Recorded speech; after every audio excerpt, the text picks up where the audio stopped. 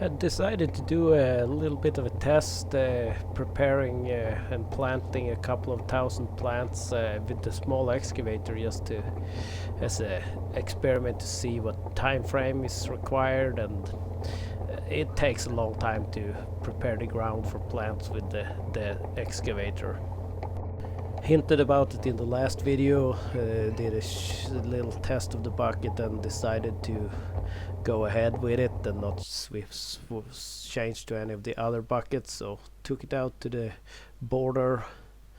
Yeah, my dad came out to collect the small pieces we had missed, and we also found we have some nasty little beetles here that have infested the trees.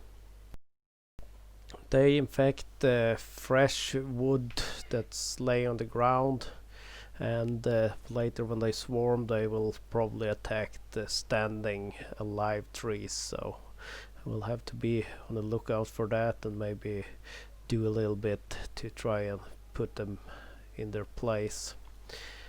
And I also found a heart-shaped stump that was left.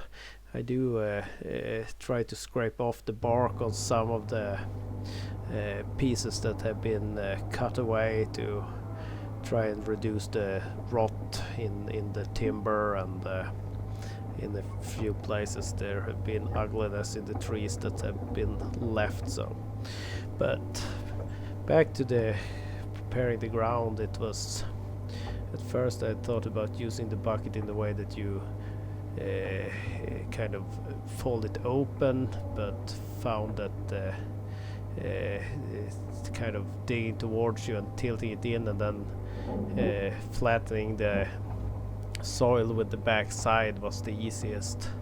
So did a little testing here what felt like it worked best, how to most efficient use this equipment.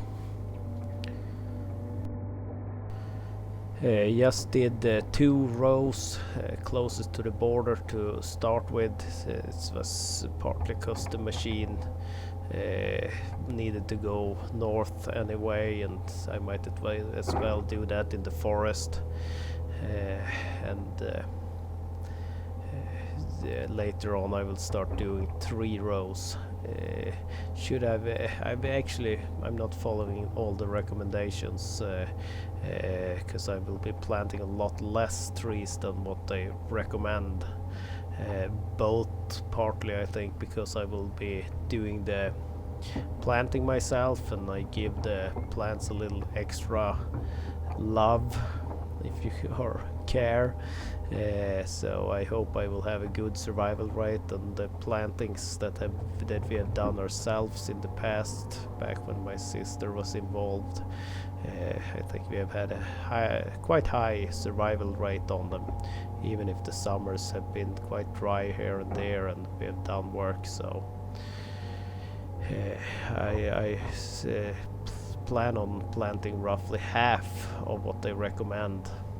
It's still a lot more than what's legally required of me as a forest owner in Sweden to ensure I have a regrowth.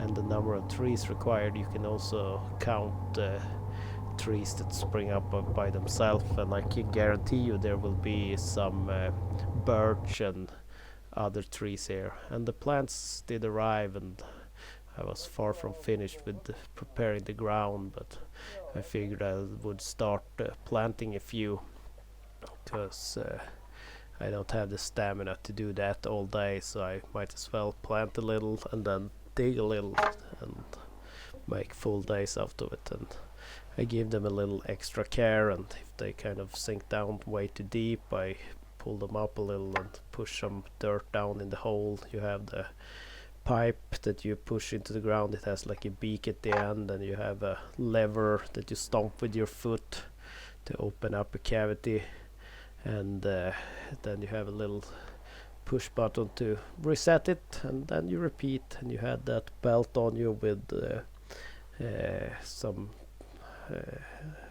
trays with the plants in them. So I have done quite a few thousand, and my sister actually did this for a summer job a few summers back when she was young, so it requires resistance against the mosquitoes and other bugs we have.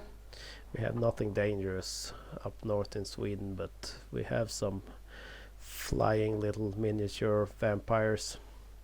Did check up on the bugs, even really short stumps here and there they have started to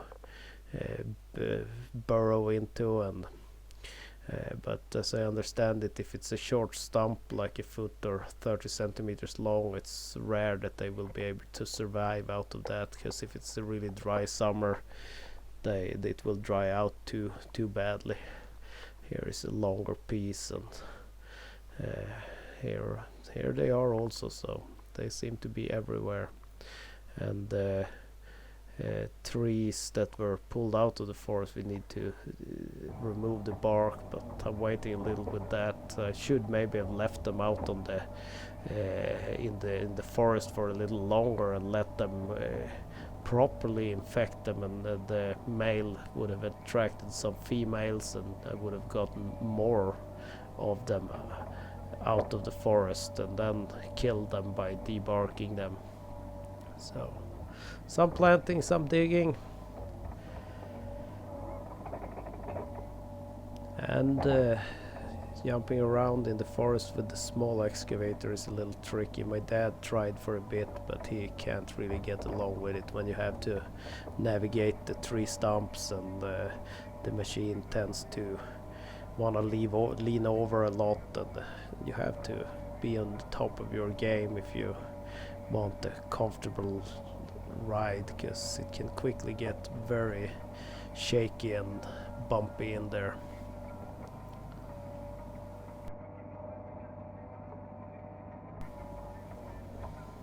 Checking out a few more short stumps where the little sections were cut away to find fresh wood where they were rotten in the middle, and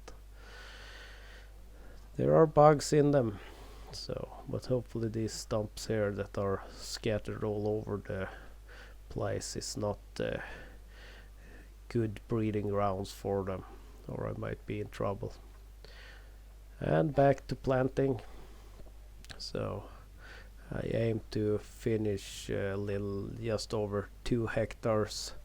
7 were clear cut this winter, so, and common practice here is usually that you let the ground rest for one summer, and then the next or in the next autumn you bring in a machine to prepare it, or the next spring after that. So, and that's partly because then the branches are dry, they will break up. You don't really have that big issue when you do it with the excavator, because you can find points or push the branches away if needed to. So I hope there will be less undergrowth doing it this way.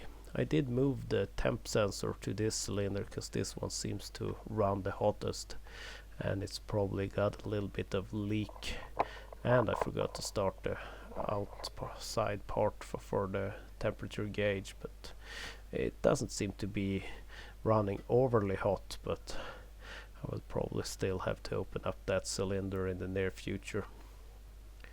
And back to putting down plants. It's a bit tough. It got quite hot. Well, for a Swede it got plenty hot, and the sun was harsh. I got quite red because I couldn't find the sunscreen. And my sister and niece was gonna visit, so we had brought down my niece's little moped, but she's still too young for it, but we wanted to see if it started. It's called Prutt Prutt. Translated it would be fart fart. So we'll see. It was loud at least. Needed a little starting gas to get it going, and some seals in the fuel valve was leaking, but it stopped after a while, so the dry o-ring, and it sealed it up. And more plants. I try to do 4 of the little trays at the time. That's a suitable amount for an untrained, little bit fat Swede. So, and the 3-wheeler, the car was brought out again, cleaned, This time I put a better fuel filter on there, and now it seems to run. Maybe not perfect, but it runs at least. And my sister and niece had arrived, so she helped out a little bit with the last few plants needing to go down. Even if she's not super happy about it, this was one of the things she didn't mind it that much. She hates the brush cutters more, but it's hard work, but I think it's good exercise for someone that don't like the gym. Yeah, and a little shout out to Pioneer Saloon in Good Springs, Nevada. If you're ever in that region, get a hamburger. And my niece got a ride because we had actually found one more log left further out. So my dad took his little granddaughter out and gave her a ride in the forwarder, while me and my sister finished up the last of the planting. And here I'd done a little test. I'd purchased some more expensive, bigger plants, and I'm doing a test planting them without any preparation of the ground. And then I had my dad had helped out getting a few colored sticks out, so I put a stick next to each and every one so I can easily find them and see how that goes. So I did five rows, I think, with for this test, because well, it's not suggested, but I would think that would cause even less undergrowth and disturbing the ground if the new plants would take root nicely. We'll see.